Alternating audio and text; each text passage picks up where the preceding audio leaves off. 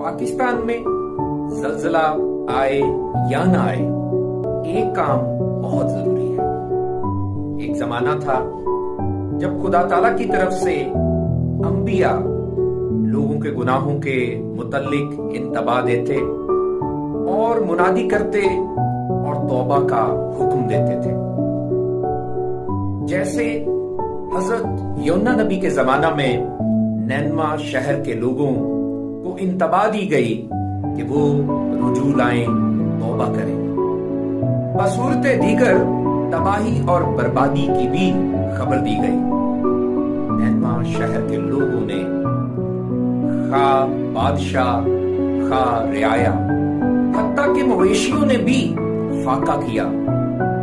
आदमियों ने, मर्दों ने, बच्चों ने गरी अवजारी की, टाट ओढ़ा और उन्होंने खुदा ताला के हजूर तौबा की। और यूं अजाब इलाही टल गया, वो बच गए, वो खुदा ताला की नजर में मकबूल ठहरे। मेरे अजीजों, हालिया तुर्की और शाम के जल्जले के बाद पाको हिंद में भी जल्जला आने की पेशगोई है।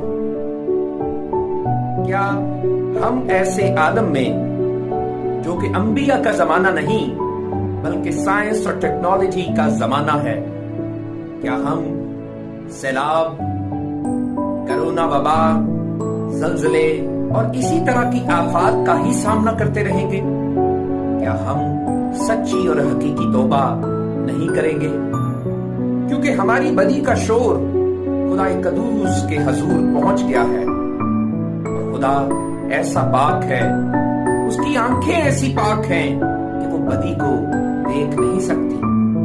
मेरे अजीजों, यकीनन अभी वक्त है कि हम सच्ची तौबा करें, हम रुजू लाएं ताकि ताजगी के दिन आए। खुदाए कदूस से इल्तजा है कि वो हम सबको सच्ची तौबा की तौफीक बख्शे। आमीन।